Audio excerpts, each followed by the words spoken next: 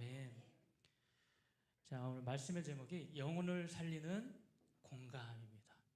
영혼과 공감 별로 어울리지 않는 것 같잖아요. 영혼은 왠지 신앙적인 얘기 같고, 공감은 너무 세상적인 얘기 같고, 무슨 상담 얘기 같고 하잖아요. 어떤 메시지를 전해야 될까 고민하면서 하나님께 물었어요. 하나님, 이 시대에는 하나님 어떤 메시지를 듣기 원하십니까?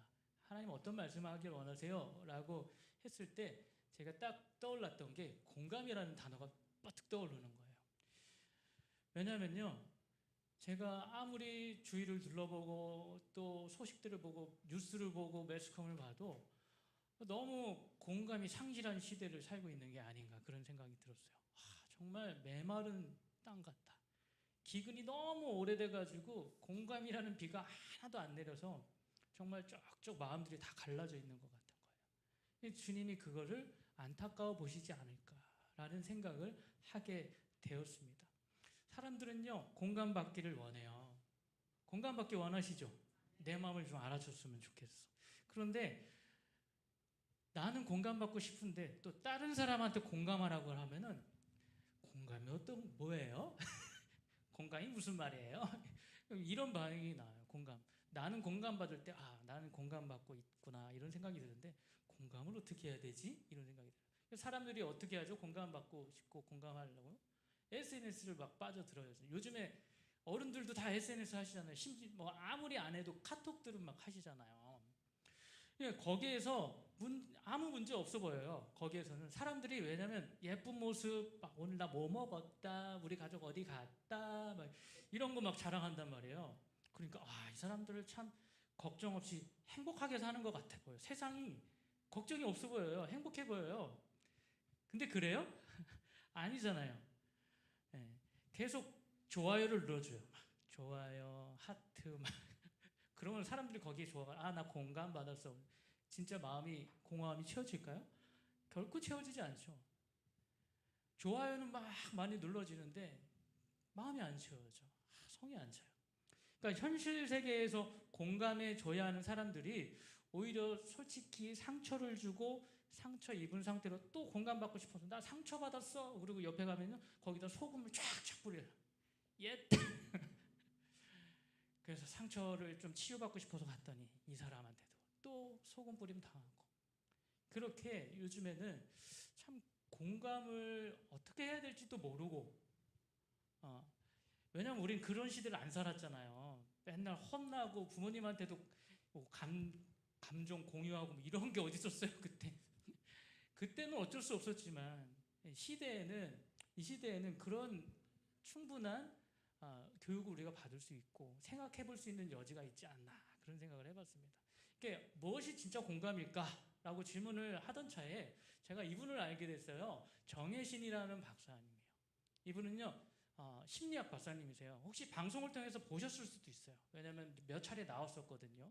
뭐 어쩌다 어른에도 나왔었고요. 세바시 이런 강의 프로그램에도 나왔었어요.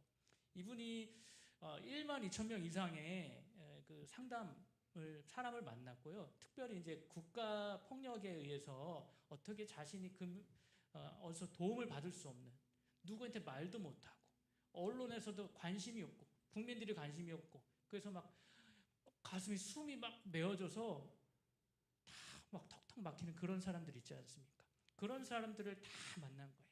최소한 1만 2천 명 이상을 만났다고 하고 30년 이상을 그 일을 했다고 그래요. 최소한 이분이 말하는 공감에 대해서는 우리가 저 사람이 말하는 공감은 맞는 것 같아. 왜냐하면 이분이 현장에서 그렇게 해결도 한 적이 있고요. 그런 사람들의 고백을 수없이 수차례 들어봤어요. 물론 그 안에서는 실수도 하고 했겠지만요. 수많은 사람들이 이 분과 공감을 통하여서 치유를 받은 역사들이 일어났다는 것이죠. 저는요, 여러분들이 성경도 읽으실 정도면 이 책 읽을 수 있다고 생각하거든요. 읽어보셨으면 좋겠어요. 왜냐하면 저도 이 책을 통해서 저도 모르는 그 치유를 책을 읽으면서 제가 경험을 하고, 내가 상처 입었던 예전에 해결되지 않았던 그 상처가 책을 읽으면서 해결되어지는 그런 하나님의 은혜를 경험을 했거든요. 성경만 은혜가 아니고요. 하나님이 일반적인 계시로도 은혜를 주십니다. 믿으시죠? 예, 분명히 하나님은 특별 계시를 주셨지만 일반 계시로도 우리에게 은혜를 베푸세요. 근데 이분이 사람들을 요즘 사람들을 어떻게 얘기하냐면 심리적 CPR을 받아야 될 정도로 사람들이 너무 힘들다. CPR 언제 하는 거죠? 사람이 의식이 없을 때, 숨 넘어가 있을 때. 그때 실시하는 게 심폐소생술, CPR이잖아요. 심폐소생술. 그러니까 요즘 우리가 사는 시대는 타 사람들이 겉으로 아무렇지도 않은 것 같고 목사님들도 막 앞에 서가지고 막 하지만 힘들거든요. 힘들어요. 그러니까 심리적 CPR을 받을 만큼 사람들이 가면을 쓰고 있지만 힘들어하고 있다라는 거예요. 근데 말을 못해요. 왜요? 그게 흉이 돼버리는 세상이 돼버렸어요. 힘들어서 얘기하면 잘 간직하고 있다가 위로해 주는 게 아니라 흉이 돼버리잖아요. 그러니까 그만큼 어려운 시대를 우리가 살고 있다. 왜 이렇게 사람들이 힘들어할까? 이분이 원인을 찾았는데 그게 공감의 외주화라는 거예요. 공감이 뭐요? 외주화. 외주화 들어보셨나요? 외주화. 우리가 회사에서 막 일을 하다가 야 우리 안에서 이거 뭐 해결 못할 것 같아. 사람 불러야겠어. 이러면 사람한테 맡기는 거. 다른 회사에 그거를 맡기잖아요. 그럼 외주 준다 그러잖아요. 그걸 공감의 외주화라고 부르더라고요. 그러니까 우리가 가장 가까이에서 우리를 공감해줘야 되는 사람들이 누구죠? 가장 사랑하는 가족들 아닙니까? 남편이 될 수도 있고 가족이 될 수도 있고 한데 이 가장 가까이에서 나를 공감해줘야 되는 사람들이 공감을 안 해주고 그러니까 사람들이 어딜 찾아가요? 상담 받으러 다니는 거야. 그래서 약물 치료받고 우울증 약 먹고 그렇게 되는 거예요. 외주를 맡긴다는 거예요. 물론 그런 게 필요 없다는 얘기가 아니에요. 분명히 전문가의 손길이 필요할까요? 안 필요할까요? 필요하죠. 왜 필요하지 않겠어요? 그러니까 저도 이렇게 책에서 배워가지고 하는 거 아니겠어요? 전문가가 있으니까. 그런데 이분이 얘기하는 건요. 그런 외주를 주지 말고 우리가 만약에 예를 들어서 밥을 지을 때요. 조리 자격증, 한식 자격증 있는 사람만 밥을 한다고 생각해봐라. 그러면 그 집에 줄을 쓸 거다. 나래를 쓸 거야. 그래서 줄이 끝없이 있고 어떤 사람들은 기다리다 지치고 그러다가 못 먹고 못 먹는 사람은 굶는 경우도 생기지 않냐. 그럼 그 허기에 힘들어하는 사람들이 또 생기지 않겠냐. 이분이 얘기하는 거는 집밥. 집밥은 우리가 다 지어줄 수 있지 않냐. 남자도 지어주잖아요. 요즘에 남자도 밥하는 시대잖아요. 집밥처럼 그런 공감이 필요한 시대이다. 특별한 스페셜한 요리가 필요한 시대가 아니라 집밥을 지어줄 수 있는 그런 공감이 필요한 시대를 우리가 살고 있다는 거예요. 저도 저희 집사람이 밥 잘 해주거든요. 근데 또 어머니한테 가서 먹는 밥하고 또 느낌이 또 달라요. 근데 어머니가 또 차려주면 툴툴대면서 먹죠. 근데 또 마음속에는 그래 엄마가 역시 밥을 좀 하시네 이러면서 먹잖아요. 거기서 또 오는 위로가 또 있잖아요. 밥만 해주셨는데도 뭔가 기분이 위로받는 기분일 때가 있지 않습니까? 근데 우리가 그래서 옆에 있는 사람들이 어떤 공감을 해줘야 된다고요? 집밥 같은 공감을 해줘야 된다. 전문성 없어도 됩니다, 여러분. 집밥 같은 공감이 있어야 됩니다. 라고 이분이 얘기를 하더라고요. 그래서 아픔에 겪고 있는 사람한테 필요한 거는 정말 전문가의 그것이 아니라 정말 집밥 같은 심폐소생술. 그게 사람을 살릴 수 있더라. 스페셜한 음식이 아니고 집밥이 사람을 살릴 수 있더라. 라고 얘기를 하는 겁니다. 오늘 본문에도요. 집밥 같은 공감이 필요했던 사람이 있습니다. 바로 한나입니다. 한나. 엘가라는 남자에게 두 명의 아내가 있죠. 우리가 잘 아는 것처럼 한 명은 한나이고요. 두 번째는 분인나였습니다. 네, 한나와 분인나가 있는데 분인나에게는 자녀가 있고 한나에게는 없었습니다. 그런데 같은 여자끼리 왜 그러는지 모르겠어. 자기는 아기가 있으니까 한나를 쿡쿡 쑤셔대는 거야. 난 없지. 여자가 애 못 낳으면 어떡하니 요즘 같은 시대에. 왜냐하면 그 시대에는 아이를 못 갖는다는 게 지금은 다 이해가 되죠. 근데 그 시대에는 달라요.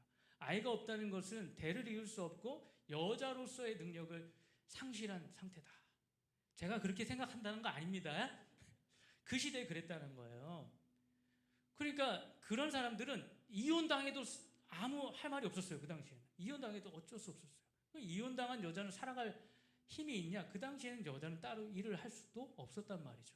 그러니까 언제 어떻게 자기의 삶이 어떻게 될지 모르는 불안감에 살고 있었던 겁니다. 그거를 분인나가 흡입하는 겁니다. 같이 한번 말씀 읽어보겠습니다. 분인나는 한나가 자식을 낳지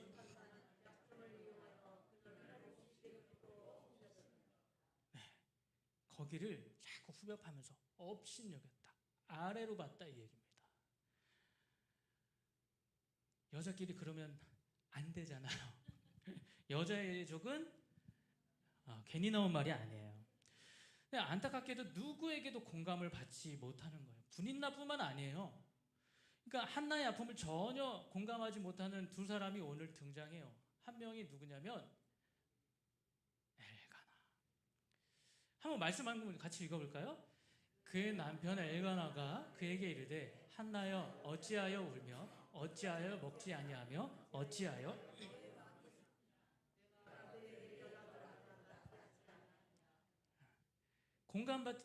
공감하지 못하는 사람 한 명 남편 엘가나.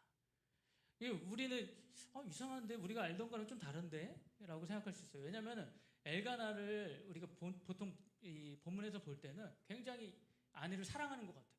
왜 그래? 왜 울어? 나 있잖아. 막 이렇게 얘기하는 것 같잖아요.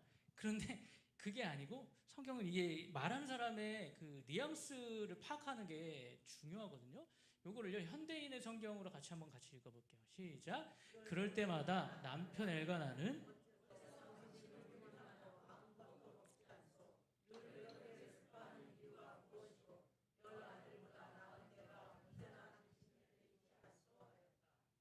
어떤 느낌인지 아시겠어요? 또 울어? 당신 뭐가 그렇게 매일 울 일이 있어? 내가 뭐 못해줬어? 잘 먹고 잘 살게 해주잖아. 아들 없어도 내가 잘해주잖아. 왜 울어? 이런 느낌인 거예요. 잘하죠? 제가 그러진 않습니다, 평소에. 그러니까 엘가나는 그녀를 나름대로 사랑하고 노력은 했어요. 왜냐하면 앞에 보면 5절에 한나에게 갑조를 막 주요. 그러니까 물질적으로 막 뭔가 해줬어요. 그러니까 그런 할 말이 있는 거야. 나 이만큼 갑줄 맨날 너 많이 챙겨줬잖아. 분인나보다 당신을 내가 더 챙겨줬잖아. 아들 낳아준 분인나보다. 왜 울어? 뭐 때문에 울어? 이렇게 하는 거예요. 이 공감의 느낌이 옵니까? 안 옵니까? 전혀 공감 제로예요. 공감 제로. 그러니까 남편에게는 집밥 같은 공감을 경험하지 못하는 거예요. 이 한나가. 그러니까 어디를 찾아가요? 한나가. 하나님을 찾아가죠. 하나님을 찾습니다. 슬픔을 안고 그저 하나님 앞에 하염없이 울면서 기도할 수밖에 없었어요. 그게 한나가 살 길이었어요. 한나가 기도합니다. 같이 한번 읽어보겠습니다. 서원하여 이르되 만군의 여호와여 만일 주의 여종의 고통을 돌보시고 나를 기억하사 주의 여종을 잊지 아니하시고 주의 여종에게 아들을 주시면 내가 그의 평생에 그를 여호와께 드리고 삭도를 그 머리에 대지 아니하겠나이다. 아멘. 하나님 나를 기억해 주십시오. 공감받지 못한 사람은요 자기 존재가 그냥 부정당한다고 생각한대요. 그런 느낌이 든대요. 나는 여기 분명히 존재하고 있는데 없는 존재처럼 여겨지는 그런 느낌을 받는다는 거예요. 이런 느낌을 받아보신 적 있으세요? 어디 가서 말도 할 수가 없죠. 표현이 안 돼요. 한나가 어떻게 기도합니까? 막 기도하는데 언어가 나와요? 언어가 안 나오는 거예요. 어떻게 표현할 길이 없어요. 표현할 길이 없어요. 여러분 이런 기도 드려본 적 있으십니까? 저는 있었던 것 같아요. 이게 단어를 사용하고 문장을 사용해서 하나님 앞에 기도하려고 그러면 이거는 부족해. 이걸로 표현이 안 돼. 그러면 막 이렇게 하고 기도하는 거예요. 한나가 지금 하나님 앞에서 그러고 있는 겁니다. 그런데 그 고통의 시간을 보내고 있고 나를 기억해 주십시오라고 하고 있는데 그 아픔에 그 마음에 상처에 소금을 확 뿌려버린 사람이 등장해요. 누굽니까? 제사장 엘리입니다. 엘리 제사장인데요. 엘리가 한나가 기도하는 것을 딱 봤더니 말씀해 보니까 입을 주목했다 그래요. 입. 어디를 주목했다고요? 입을 주목해. 입을 주목하는데 지금 말이 나와요? 안 나와요? 안 나오잖아요. 그러니까 엘리가 볼 때에는 이 여자는 저거 술 취한 여자 같아. 술 먹고 왔네 저거. 이거 교회에 막 술 먹고 와서 이런 생각을 하게 되는 거죠. 입만 뻥긋뻥긋하는. 그러니까 이 여인에게 엘리가 뭐라고 얘기합니까? 뭐라고 얘기합니까? 술 끊어. 술 끊어. 술 좀 그만 마셔.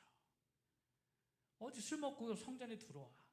여러분 만약에 그러시지 않겠지만 여기서 막 정말 한나 같은 어려움으로 막 기도하고 있어요. 그래서 막 고통 중에 있어요. 입만 뻥긋뻥긋 하고 있어요. 목사님이 딱 오셔가지고 여기 앞으로 딱 와서 드셨네. 드셨어. 집사님 아무리 그래도 그렇지 술 먹고 교회 오시면 어떡해요. 이렇게 얘기한다고 생각해보세요. 당장 오늘부터 끝! 안 나와. 뭐 이런 교회가 다 있어. 이러면서 안 나오실 거잖아. 심각한 거죠. 그 정도로 저는 엘리 제사장, 그 당시에 종교 지도자라고 하는 엘리 제사장의 영적인 상태가 보이는 거예요. 이 사람이 진짜 영적으로 어느 상태로 지금 와서 하나님 앞에 기도하고 있는지 그 입만 주목했지 그 마음을 들여다볼 생각을 안 하는 거예요.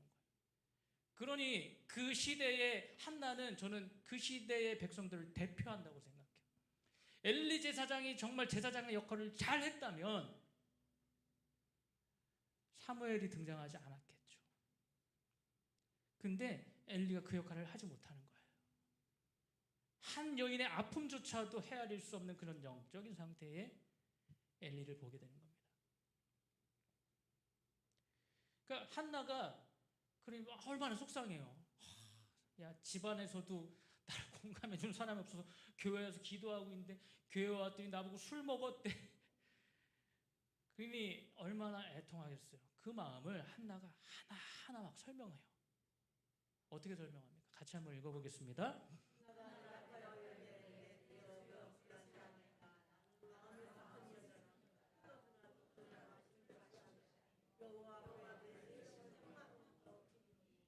당신의 여종이 악한 여자로 여기지 마옵소서.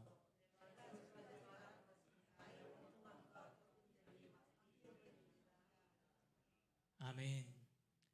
하나하나 저렇게 설명을 하고 있어요. 100번 양보해서 처음에 오해할 수 있습니다. 그런데 이런 아픔을 가지고 기도하러 나왔습니다 라고 얘기를 들었을 때 어떻게 해야 되겠습니까? 바로 태도를 바꿔야죠. 먼저 정중하게 사과부터 하고 제가 너무 부족했습니다. 죄송합니다. 근데 그 마음이 어떤지 제가 오해했는데요. 얼마나 마음이 힘드시길래 그렇게 기도했어요. 제가 오해할 정도였어요. 얼마나 마음이 힘드세요? 무슨 일이십니까? 제가 듣고 싶습니다. 제가 그 마음을 알고 싶어요. 제가 함께 기도하고 싶습니다. 이래야 공감의 태도가 이제 말이 시작할 수가 있는 거잖아요. 근데 엘리는 어떻게 했습니까? 이 여인이 그렇게 아프다고 표현을 했는데도 뭐라고 얘기를 했습니까? 같이 한번 읽어보겠습니다. 엘리가 대답하여 이르되 평안히 가라. 이스라엘의 하나님이 내 기도하여 구한 것을 아멘. 가라. 평안히 가라. 그러니까 이거를 보면요, 우리가 평소에 이 말씀을 볼 때 그래도 이제 뭔가 여인에게 해줄 말을 했네 이렇게 생각이 되잖아요. 그런데 그렇지 않잖아요. 한번 잘 상황을 보세요. 여인이 힘들다고 그랬고 자기의 왜 힘든지 상황을 상세하게 설명을 했어요. 왜 힘든지. 난 슬픈 여자입니다. 원통합니다. 그러면 엘리 제사장이 그랬군요. 원통한 이유가 무엇입니까? 라고 물어봐야죠. 힘들어요 라고 얘기했으면 왜 힘드냐고 물어봐야죠. 근데 안 물어봤어요. 평안히 가라. 하나님이 내 기도 들어주셨을 거야. 굉장히 좋은 말 같지만 신앙적인 그냥 상투적인 그냥 언어로, 그 시대 그냥 상투적 언어로 여인에게 대꾸를 해준 거예요. 결국에 엘리는 이 한나가 왜 힘들어하는지를 들었습니까? 못 들었습니까? 못 들었잖아요. 근데 뭘 평안히 가래요? 들어야지. 하나님의 역할을 대신하는 사람이잖아요, 이 시대에. 무심해도 이렇게 무심할 수가 없어요. 하나는요, 지금으로 말하자면 가정에서도 교회에서도 공감받지 못하고 들어간 거예요. 여러분도 이렇게 공감받지 못하는 그런 아픔이 있으십니까? 한나의 이야기는 우리가 사는 지금 이 시대와는 무관한 얘기인가요? 아유, 저 때는 성숙하지도 못했고 문명도 우리보다 발달하지 못했고 막 그래서 그런 거지만 우리는 안 그래요. 이렇게 말할 수 있나요? 아니지 않습니까? 안타깝게도 지금도 여전히 우리의 삶에 보여지는 현상인 것 같아요. 제가 소개해드렸던 정혜신 씨의 당신이 옳다라는 책에는요, 충분히 집밥 같은 공감을 하지 못하는 우리에게 이렇게 얘기를 합니다. 한번 같이 읽어볼까요? 충조 평판 날리지 말고 공감하라. 충조 평판 날리지 말고 공감해 주라는 거예요. 충고하고 조언하고 평가하고 판단하고 이러지 말라는 얘기입니다. 우리가 항상 24시간 365일 막 전문가처럼 다닐 수 없어요. 집사님 마음이 어떠세요? 집사님 마음이 어떠세요? 얘기해 보세요. 그렇게 할 수는 없잖아요. 왜냐하면 나도 힘들거든. 나도 힘들어요. 사실 나도 공감받고 싶어요. 그런데 한나와 같은 여인이 눈에 띄는 상황이 있잖아요. 아파하는 사람, 슬퍼하는 사람을 만났을 때는 최소한 우리가 충조 평판 날리지 말고 그 사람한테 공감해 주라는 말입니다. 그래야 비로소 대화가 시작을 되는 거예요. 남편 엘가나도 그렇고요. 제사장 엘리도 그렇고요. 그냥 상황에만 그렇게 집중했던 거고 마음에 들여다볼 생각이 없었습니다. 그러니까 이런 것들이요. 그런 생각은 잊어. 너한테 좋을 게 하나도 없어. 그럴수록 네가 열심히 하고 배우려는 자세를 가져야지. 긍정적인 마음을 가져봐. 이런 류의 말들. 이런 거 하지 말라는 얘기입니다. 그러니까 모른다는 사실을 인정해야 돼요. 당신이 아픈 그 아픔의 원인을 난 알아요, 몰라요? 모르잖아요. 그 상황 막 얘기를 하면 그거 내가 겪어봤어, 집사님. 그거 이렇게 하면 돼. 아직도 그거 모르는구나. 그거 저렇게 하면 돼. 집사님이 이렇게 하면 되지 뭘. 그래서 신앙 안에서 얘기한다면 새벽기도 나왔어? 교회 새벽기도 나왔고 그랬어야지. 주일 예배 잘 드려야지. 주중에 예배 빠지면 안 돼. 그러니까 마귀가 역사하는 거야. 이렇게 먼저 우리가 나간다는 거예요. 안타깝게도 일상의 언어가 그렇게 돼버렸어요, 우리가. 그런데 그러지 말라는 겁니다. 내가 상대방에 대해서 모른다는 사실을 인정을 해야 돼요. 나의 상황과는 그 사람의 상황과는 또 다른 세계인 거 아니겠습니까? 그리고 같은 아픔을 겪어도 경중이 달라요. 어떤 사람은 이 일이 아무렇지도 않게 넘어갈 수 있는 상황이지만 어떤 사람은 이 일이 너무나 나를 힘들게 하는 상황이 될 수도 있는 거예요. 그러니 어떻게 해야 돼요? 물어봐야죠. 얼마나 아프신 거예요? 얼마나 힘드신 거예요? 지금 마음이 좀 어떠세요? 저는 공감이라는 게 상대방의 마음을 그대로 느끼는 거라고 오해하고 있었어요. 상대방의 감정을 그대로 느끼는 거. 슬프면 나도 슬퍼야 돼. 그래가지고 저는 너무 힘들었어요. 목회를 할 때. 특히 신방이 많은 때면요.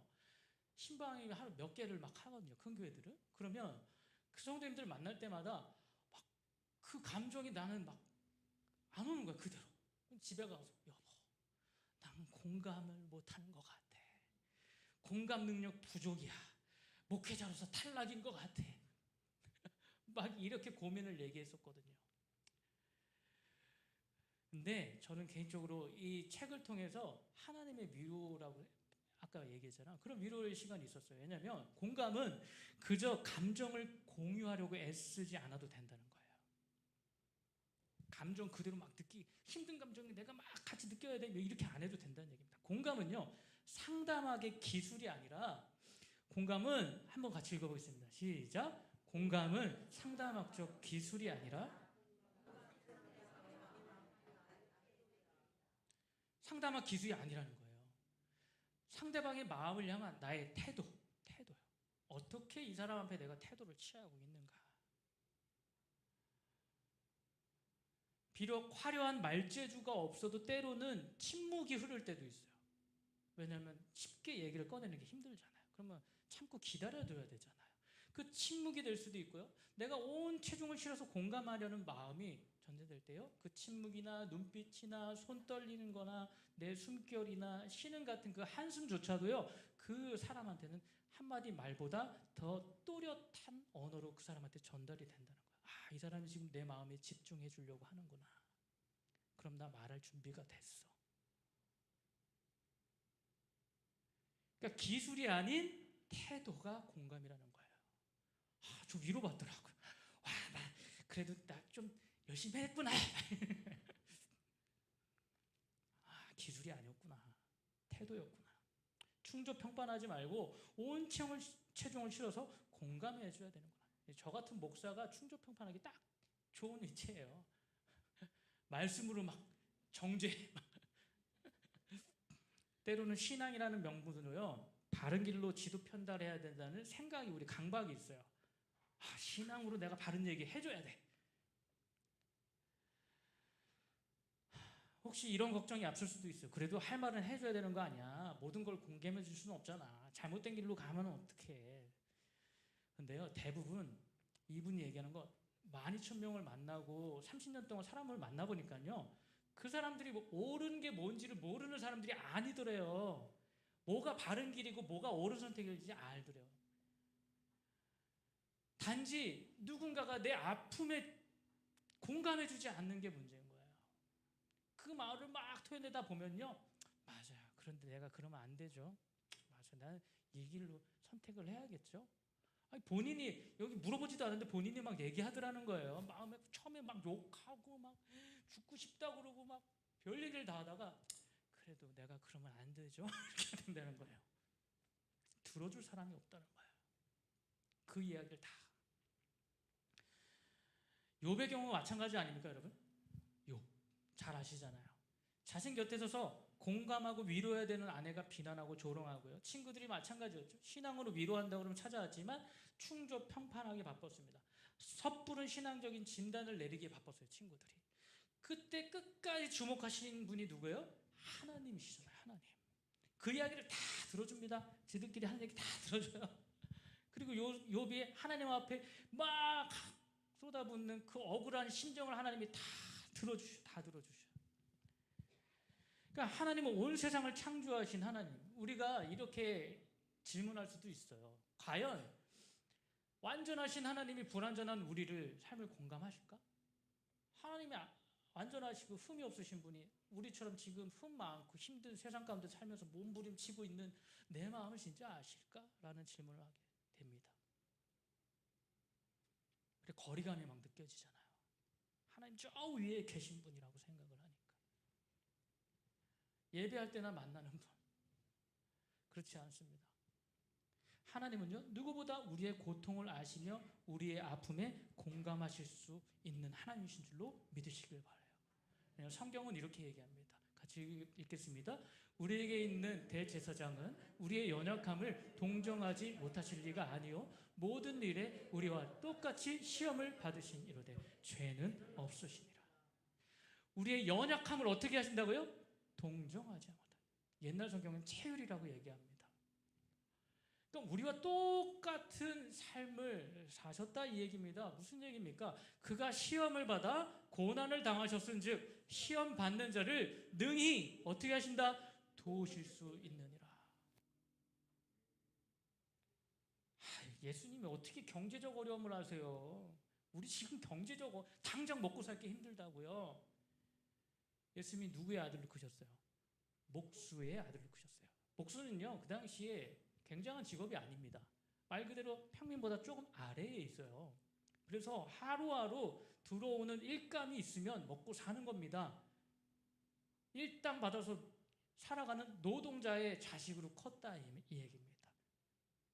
사람의 배신이요, 3년 동안 사랑한 자기 제자들에게 모두 떠나가 버렸습니다. 수치와 모욕이요, 옷이 벗겨지시고 침뱉음 당하시고 군인들한테 조롱을 당하셨습니다. 그래도 내 질병을 아세요? 하나님 병을 아세요? 질병을 아세요? 암을 아세요? 매 맞으며 채찍질 당하시며 손과 발에 못 박혀 십자가에 달리시고 창에 찔리시고 물과 피를 그 안에서 다 쏟으셨습니다.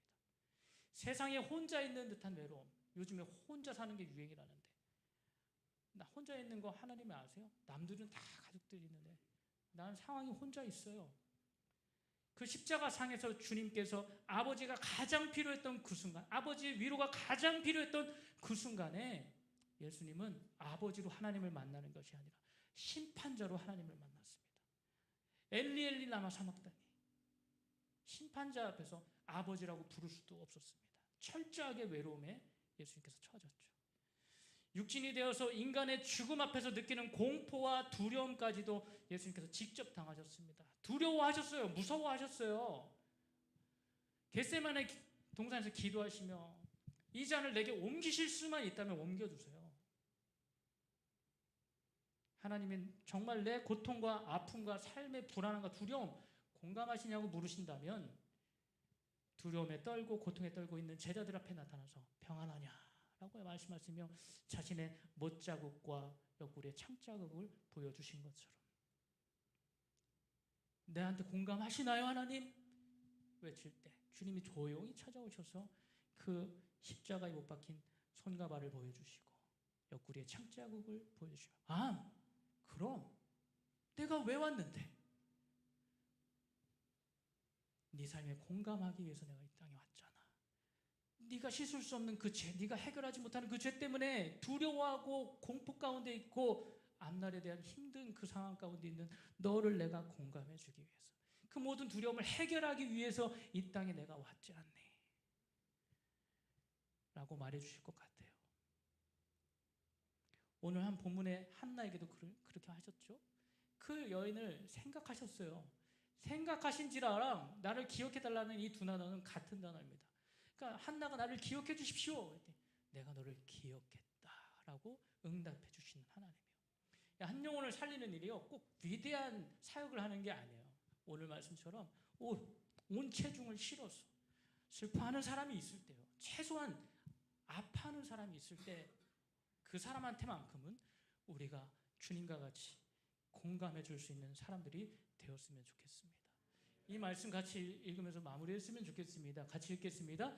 귀 있는 자는 들을지어다. 이 세대를 무엇으로 비유할까? 비유컨대 아이들이 장터에 앉아 새 동물을 불러 이르되 우리가 너희를 향하여 피리를 불어도 너희가 춤을 추자. 우리가 슬피 울어도 너희가 가슴을 치지 않았다. 함과 같으리라. 우리가 이런 하나님의 질책을 받지 않았으면 좋겠어요. 너 어쩜 그렇게 무감각하니? 그런 소리 듣지 않고 정말 네가 내 마음을 공감하고 있구나. 너도 내가 너희를 향한 마음을 너희가 공감하고 있구나. 내가 저 영혼을 향한 마음이 그렇단다. 이렇게 칭찬받을 수 있는 저와 성도님들 되시기를 예수님의 이름으로 축복합니다. 우리 찬양하고 기도 함께 했으면 좋겠습니다.